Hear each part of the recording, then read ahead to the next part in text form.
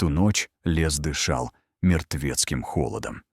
Дед Матвей, последний житель заброшенного кордона, допивал пустой чай, когда тишину разорвал рев форсированного движка. Из черного внедорожника вышли двое. Кожаные куртки, сытые рожи, в руках папки с терлиповыми печатями.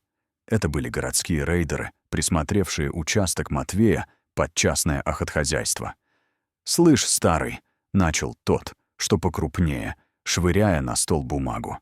«Сын твой покойный Долгов оставил кучу. Подписываешь дарственную на избу, или завтра тебя найдут во враге. Нам плевать, куда ты пойдешь в зиму». Они начали сбрасывать со стен его старые медали и фотографии, зная, что заступиться за немощного старика некому. Матвей только сильнее сжимал свои натруженные руки. Против этих амбалов у него не было шансов. Но налетчики не знали главного. Под полом избы, в старом глубоком амшанике, уже вторую неделю жил незваный гость. Огромный старый медведь забрался туда не ради спасения деда. Причина была биологически простой — запах. В подполе у Матвея стояла забытая фляга с перебродившим липовым медом. Фляга дала течь, и сладкий, дурманящий аромат пропитал землю. Для истощенного зверя перед спячкой это было идеальное высококалорийное депо, защищенное теплом от печки сверху. Медведь охранял не деда, он охранял свой золотой запас калорий. Когда бандит, решив припугнуть старика, с грохотом вскрыл доски пола тяжелым ломом, он ударил прямо по лапе спящего зверя. Ответный рев выбил стекла в избушке.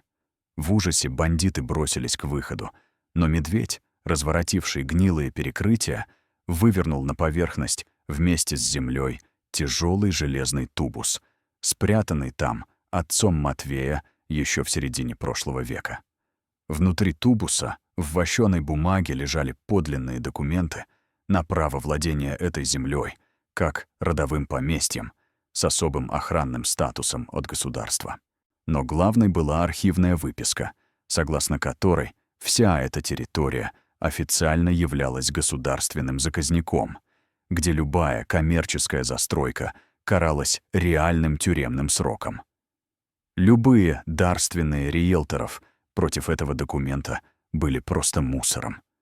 Налетчики бежали так, что бросили машину в 3 километрах от кордона, застряв в болоте. Через 2 дня их взяли на трассе, заикающихся и трясущихся от страха.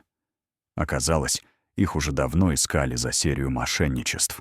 Документы из железного тубуса официально подтвердили права Матвея. Теперь он не просто житель, а почетный смотритель охраняемого леса с государственной поддержкой. А медведь? Медведь доел мед и ушел в глубокую берлогу за дальним ручьем. Он так и не понял, что спас человека. Ему просто было слишком вкусно, чтобы кто-то мешал ему отдыхать. Дорогие друзья, если вам понравилось видео, поставьте лайк, а также подписывайтесь на канал, где наши авторские истории выходят каждый день.